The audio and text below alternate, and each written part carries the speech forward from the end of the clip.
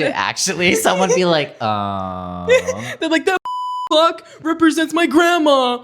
because of the time we had. So today we went to the mall and we attempted to interview people.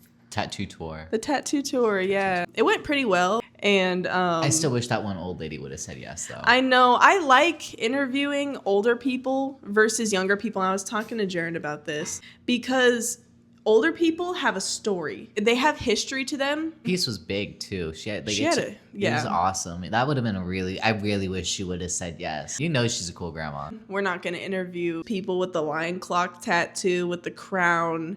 The rose. And the rose. See, like I can't even shit on having basic tattoos too much because I have one. A little bit closer. Oh, the mic? Oh. There you go. A little bit closer. I have a basic tattoo because I see the laurel wreaths a lot. I haven't seen one like mine, but I do see a lot similar. Yeah. So I can't shit on having basic tattoos too much. PJ, the artist that has done our work. These included. Yeah. And my bat. And she did a bunch of other work. You should tag PJ. PJ, by the way, if you're ever in Phoenix and you're looking to get a tattoo, hit PJ up. She's actually just the sweetest girl and she does amazing work. She's so fucking talented. Since we had to replace these, and even she'll tell you probably that we had to replace these a bunch of times because it wasn't the size or it wasn't the right angle, it wasn't anything. We spent like a good 15-20 minutes just getting these placed right. Yeah, it's on you forever. Each time I was like, I'm so sorry to ask again. She was like, no. She told me, she was like, this is your body. It's good, it's supposed to be the way you want it to be. The shop that they run, it feels so inviting. It's so welcoming. And the owner's so sweet. The shop dog, Desmond. I love Desmond. Desmond, yes. That's the best name for Desmond. He's so sweet too. He'll come up and cuddle with you. He's so sweet. I know, because I was sitting in their booth and he just hopped up right next to me and just laid right next to me.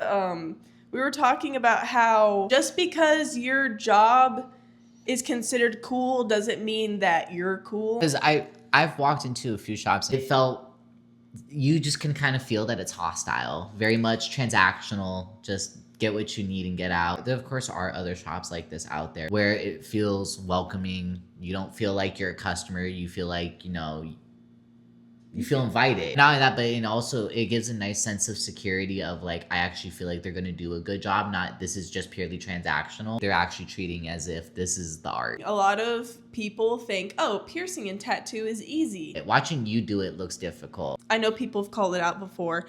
I'd have shaky ass hands because I am putting a needle through your body. Like you, as my client, are trusting me to put a hole through your body and put jewelry in it. Like that's a big fucking deal. For me, modification and piercing is a spiritual thing.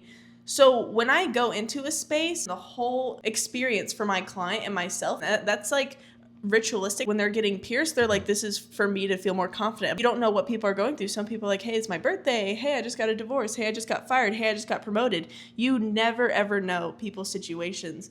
And so it's so much more than a piercing. It's so much more than a tattoo. The lady that we interviewed today, she was like, yeah, this is for my daughter. And then after that, we just continued the sleeve up from there. Like, that's so fucking cool. You can't just step into this industry like that. You can't use it for your personal game. You have to be in it for the love of the game. What do tattoos mean to you? It's therapeutic for me. Yeah. Like when I walked out of the appointment for this, dude, I walked out with a straight high going. It was like this euphoric feeling. And I was like whatever anger, whatever stress I had going in, whatever was gone, it melted off me when I came out. I was like, I feel so much better. A part of that too was also the experience I had with PJ, because I actually got to sit there and instead of just putting my headphones in and being quiet, she actually had a conversation with me. Yeah. And was talking. So that was part of the experience too, just from a customer service experience. It's not even customer service. It's just human interaction. The way that you interact with your clients means so much. Your clients are basically the people who keep coming back. Yeah. Or recommending. Shit. I mean, I recommend PJ all the time. If it wasn't for you, I wouldn't have found her. See? Yep.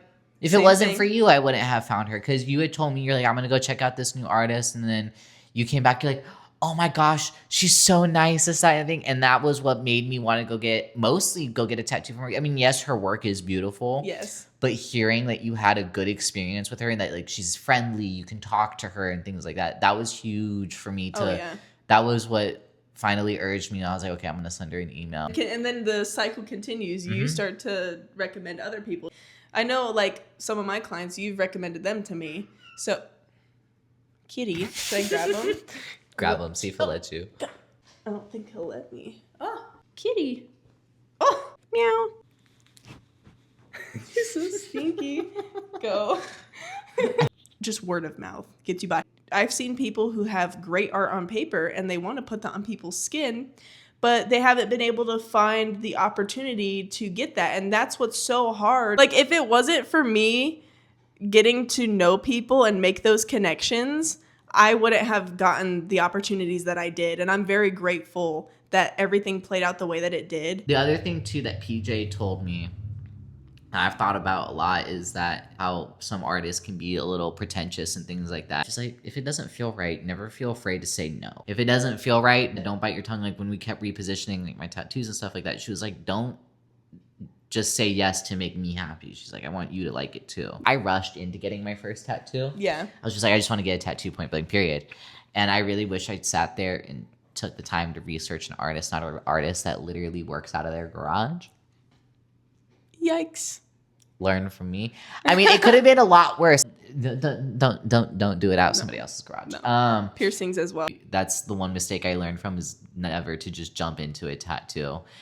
Do I regret it? A little bit. Really? A little bit. I mean, I got it for my grandma. Yeah. So, I mean, when people are like, oh, you're religious, and I'm like, no, like, it's for my grandma. You ate my grandma. I ate my grandma. Took me 6 months. She was huge too. I wish I would have taken the time and researched and done the research to find a better artist, and that's something that, of course, I now know. And that's what I did with PJ. I was like, yeah, I'm not gonna fuck up this one. If you have a instinctual gut feeling that something isn't right, follow your gut. Amen, sister. Say no. Amen to that. Everyone always says, like, your gut is your strongest intuition. Yeah. And they are so right. If you just listen to that, and even if it's like you listen to it just a little bit, the next time you listen to it, it's going to be even louder. It will happen. I trust my gut feeling now. Yeah. No, dude, I'll literally have a voice in my head that, like, that sounds fucking crazy. I have voices. There's voices in my head. Second shop that I worked at was a lot of volunteering work. I didn't get paid that much, if at all, unless it was like clientele, which I'm very grateful for. But still, you don't get paid that much to live off of, especially on your own. But I was at my second job, that's my main source of income during my apprenticeship, and I was about to tell my HR, like, hey, I wanted to tell you that I can only work here like 2 to 3 days a week, because most of my time would be spent at the shop. That was my original plan. I didn't want corporate, I didn't want retail to be my full focus. I wanted it to be piercing and something I'm passionate about. As I was like, hey, and then she's like, yeah, what's up? The words were about to come out of my mouth, and I had this huge, loud voice say, no. And I was like, it like genuinely caught me off guard. And I just said, I just wanted to say, like, good morning. And she goes, oh, okay. And I walked out. For you calling me, you're like, I regret not talking to her because I know I need to shorten my hours because I want to be at the shop more, this kind of thing. Yeah. And now, like you said, seeing how everything played out, probably one of the best little gut feeling moments you've listened to. Dude, and they've been loud.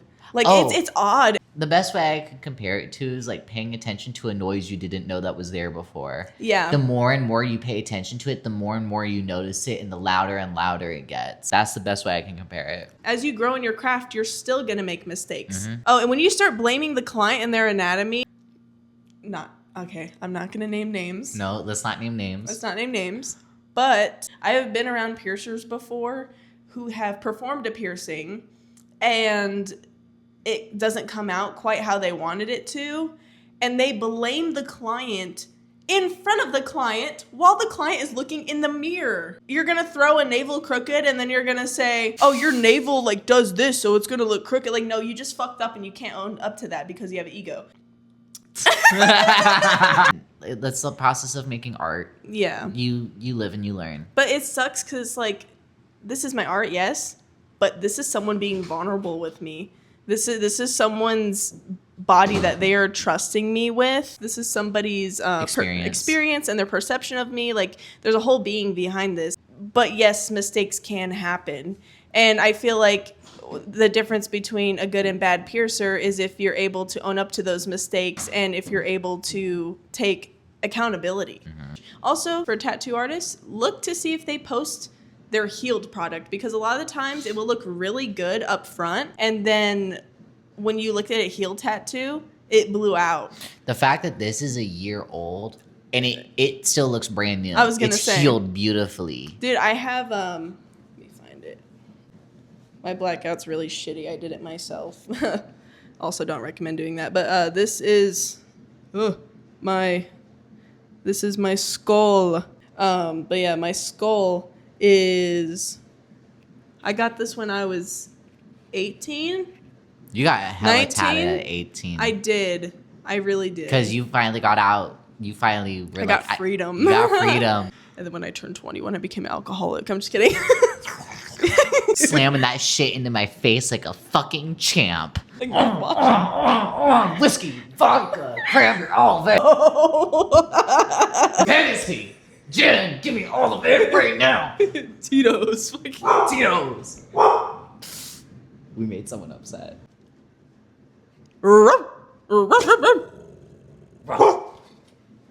But yeah, look at people's healed work because you don't know if it blew out. Oh, or if the ink wasn't packed in correctly. It's like watching paint dry, quite literally. Yeah. Because when you put it on wet, it looks totally different. But then once it's dry, it can be a totally different look. But I think everybody has a very unique, fun story with their tattoos. And even if it might be basic Pinterest tattoo, you have to remember that that means something to somebody. As I just shitted on people who got the rose clock we both lion shitted on tattoo at the very beginning of this video.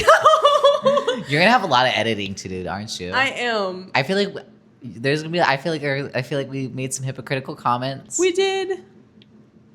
Sorry, y'all. To be with all of us saying all of this, these are our opinions. Yes. Which therefore means that they are not right to everyone. This is purely how we feel. This is purely what we speak on from experience. But for somebody else, sorry if we hit a nerve. Sorry, that's hard bad. Actually, someone be like, They're like, that fucking clock represents my grandma. Because of the time we had. Like I said, like even if like, I don't know, the cross, for example, very popular tattoo. It is, but it means something, even though it could be considered a Pinterest basic tattoo. I ripped my tattoo off Pinterest. I'm not even gonna lie. It means something to you, though. It does, because it wasn't just like, oh, it's an aesthetic cross. And I got the cross for my grandmother because she collects crosses. That's her little like thing. That's her thing, yeah. So I got one for her. I actually never got this one touched up. Yeah. Oh, you want to explain? I'll have you explain your philosophy on tattoos. Oh, so and touch-ups. Having there be imperfections to me is one of the best parts, because as an artist, it shows that there was human input. Yeah. That imperfection is human. Imperfection is human, exactly. Yes. So that's why I like. For example, the lines on these. I'm going to get that tattooed. Do it. I'm going to get that. That is beautiful. Imperfection is human. Because none of us are perfect. I understand and if you want to get like your tattoos touched up, no shame at all. No. Whatever. It's your body. Do what you want. Just a personal choice on my end. Yeah. Well, what was the philosophy that you were telling me about?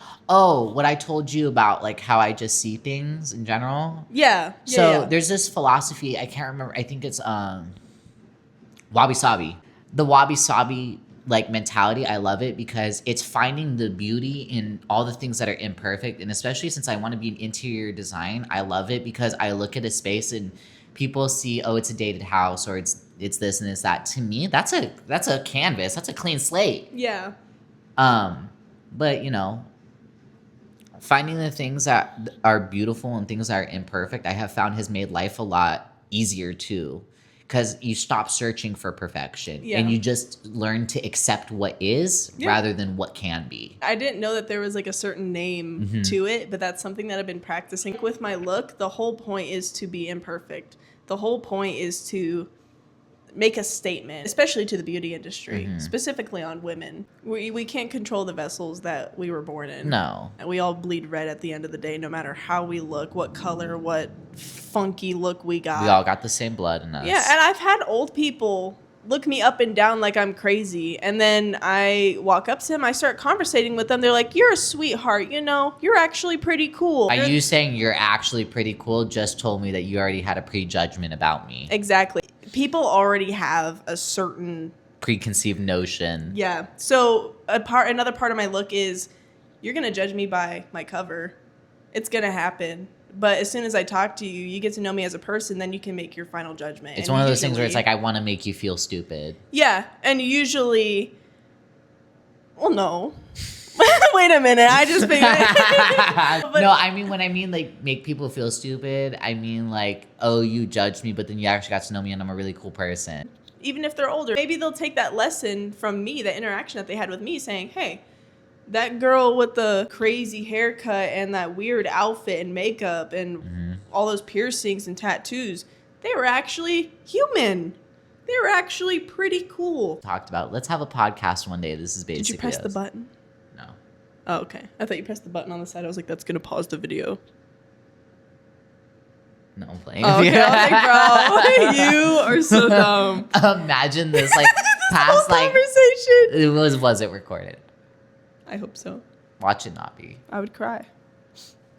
Shed a tear. All right, let's pretend wrap up this video for this video that totally didn't record. See, I don't know. I think I might have AIDS, but I don't want to ruin the surprise for myself. You got to cut that out. You got to cut that out. That's going in. No, the fuck it's not. If it is, I'm posting all of your voicemails. I will go into YouTube comments and I will post a link saying, here's all of the voicemails I get left with on a daily basis. It's going to be like, call me back, Twinklelicious. Mommy misses you. You know what? As a matter of fact, No. let's go ahead and browse. Just before we wrap this up, where's my favorite one? Here it is. This one's my all-time favorite. I got left this August 31st, 2025 at 12:03 a.m. Have anything you want to say? I shall digress. Let's close this I'm going out. to take you to court for that, man. Bitch, you can try. I know Order, Judge Judy. Order. Thank you for listening to our yap session. Yes. How do I end this? If you guys don't want to miss our latest, or fuck. Just say like and subscribe and close the goddamn video. Fuck.